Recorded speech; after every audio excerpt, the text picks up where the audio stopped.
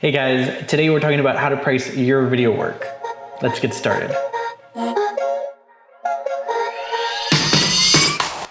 Hey everyone, I'm Josh and this is Burge Media. Today I wanted to go over how you can calculate your day rate, your editing rate, put it all together so that it's a lot more simplified. And that way when you go out and you reach out to a new client, you're confident and you can land that job that you've always wanted.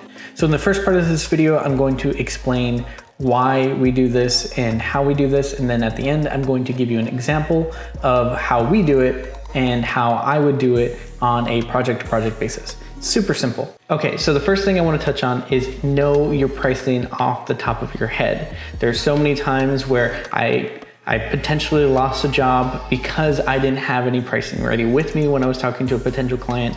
There are so many times where I've gone out and I've met a potential client, someone who's there and ready to go, and they say, how much do you charge? And I have to tell them, well, let me get back to you. And that's exactly where you can lose a job. So knowing your pricing off the top of your head is really going to help you in negotiations. A couple of reasons why you would know the pricing off the top of your head. Number one would be because it conveys confidence.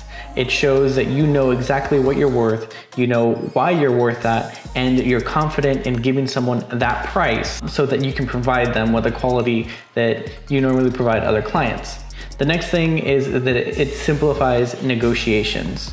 There's so many times where I've made a conversation so complicated because I just didn't know what my worth was. I didn't know how to price myself. And so when someone asked me, well, how much for this and how much for that? And I was just like, well, this and that. And it just made negotiating so much more complicated, and it made negotiating really, really difficult to kind of bring that client on to say, you know what, I want to work with you.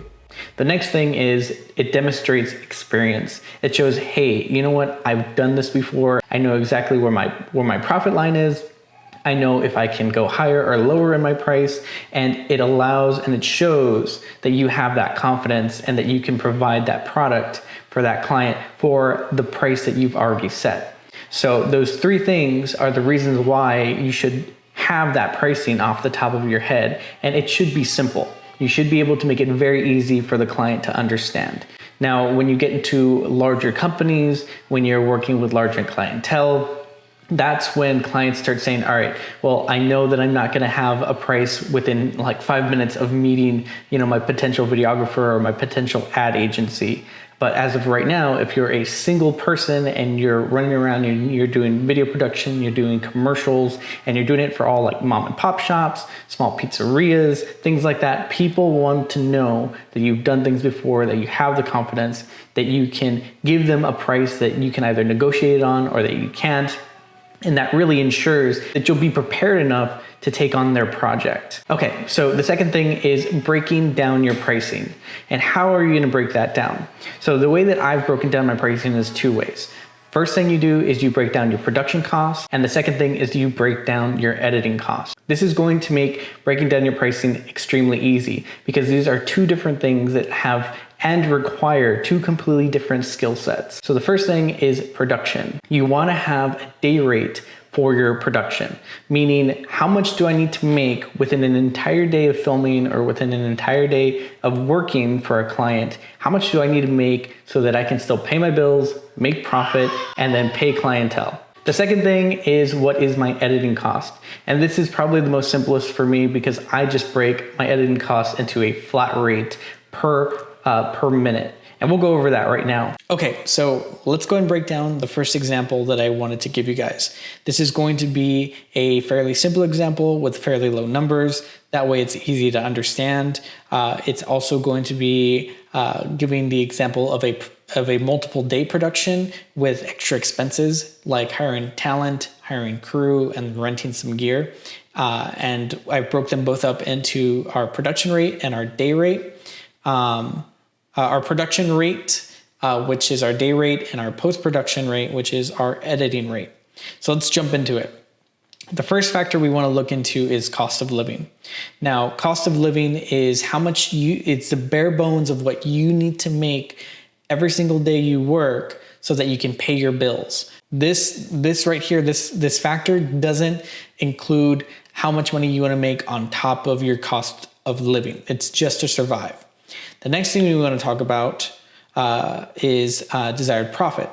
This is where you make your desired profit. This is where you kind of consider how much you're worth and how much you want to make on top of your cost of living.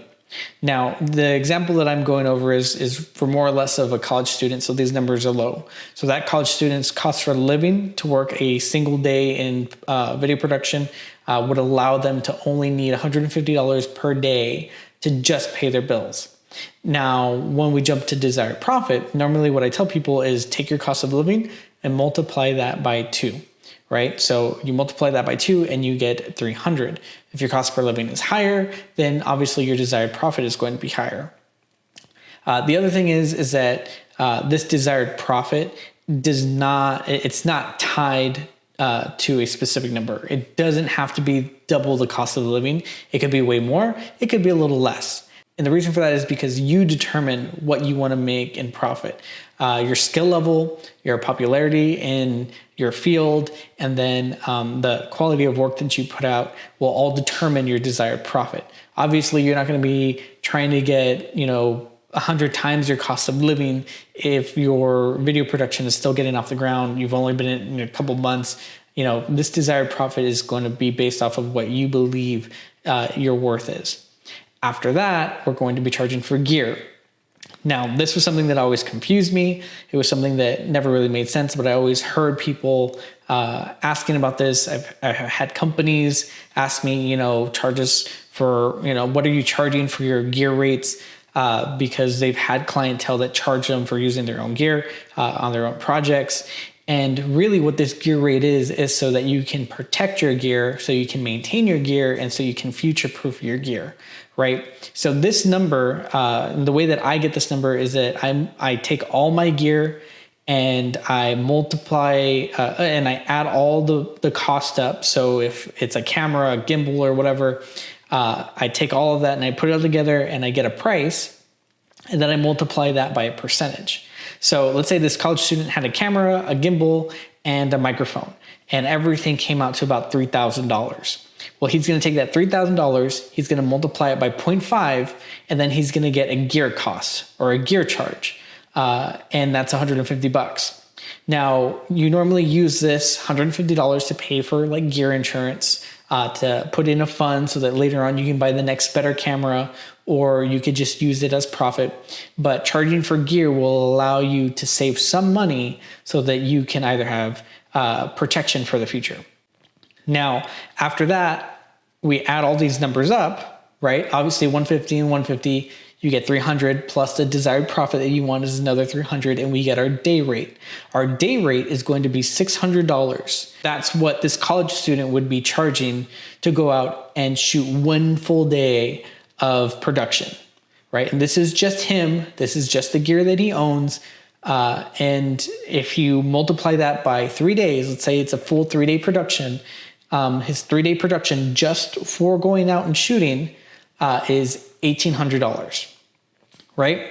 Now, after that, let's say, well, you know what? I needed to hire a model. I needed to hire a second camera operator, and I needed to rent, really nice lens. What you do after that is you start charging for expenses, right? You can't put all this money, you can't take all this money out of what you're actually charging for yourself, because at that point, you're practically working for free. So now you have to charge for expenses.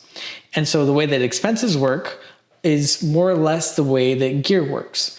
I look at the total amount of how much it would be to charge a model or an on-camera talent, how much it would be to charge crew, and how much it would be to rent gear. I put that all together, right? 150 plus 150 plus 85 equals 385. We multiply that by 3 days because this is a 3-day shoot. We'll be having the model, the gear, and the crew out there for the full 3 days.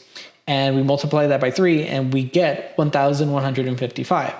Now, the thing is that you want to be charging a managing fee for all of this. You don't have to put this in your invoice, but the reality is getting all this together and managing phone calls, talking to the crew, managing the crew, going out and renting the gear, going to pick it up, going to drop it off. This all takes time, takes effort, and ultimately time is money. So you want to be charging to manage all of this. So we do the same thing here as we do with our gear. We get the sum total of how much it is to hire talent, the crew, and to rent gear, and then we multiply it by a percentage. This percentage, we chose 10%.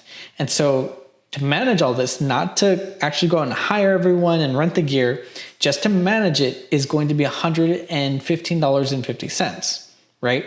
And you would add that on top of the $1,155, right? And so when you calculate all that and you add it all together, then you'll get your production day rate, including the expenses or including the crew, including the equipment. And that way you have a good solid idea of what it's going to be like to manage a full day of a crew, of rented gear, and then managing models all together. Let's jump into the second thing, which is the post-production rate, which is the editing cost. Usually I make this the simplest way is I charge a flat rate, right? Let's say this college student is going to charge a flat rate of $100 per completed minute, right? And a completed minute means that if someone wanted a 3-minute spot, then they charge $100 per completed minute for 3 minutes. So you multiply 100 by 3, that would give you $300. That's just for editing, right? Now, let's say you had expenses. If you had to hire a voiceover artist, if you had to outsource to a motion graphics company, if you have to buy, copyrighted music, then you also do the same thing here. You take all those expenses, you multiply it by a percentage, which is the cost of management. And then after that, you add that to the total of how much it's going to be to manage or to create those 3 full minutes or whatever amount of minutes your final production is going to be. On this project, let's say we're not going to do that it was just fairly simple. You were able to go through everything and you used license-free music. You didn't need a voiceover, and it was super simple to do, right? So the total amount for 3 completed minutes is $300. Now let's come down and let's add it all together. So the total for our production rate, which is our day rate for the crew, for you, for the equipment, for everything, came out to $3,070.50, right? Is that how you say it? I don't know if I said that right. $3,000, $3,070.50. I'm not sure if I said that right, but oh well, right? We'll keep going. After that, the cost for editing is going to be $300. You add that together, you get $3,370.50. And this is what you're going to be sending out to the client. This is how much it's going to be for 3 days worth of shooting, for all the gear, for managing and hiring the talent and the crew, and then how much it's going to be to edit the final project. And so that pretty much covers everything. I hope you guys enjoyed this, and I hope you got some use out of this video. I'm going to leave an Excel sheet that pretty much calculates everything for you down in the description. You can download it, put in your own prices, put in your own factors, and then see what you're going to be charging your clients from here on out. Remember, knowing the pricing off the top of your head is going to really make negotiating and landing new deals a lot easier for you. I'm Josh, and this is Burge Media. We'll catch you guys on the next one.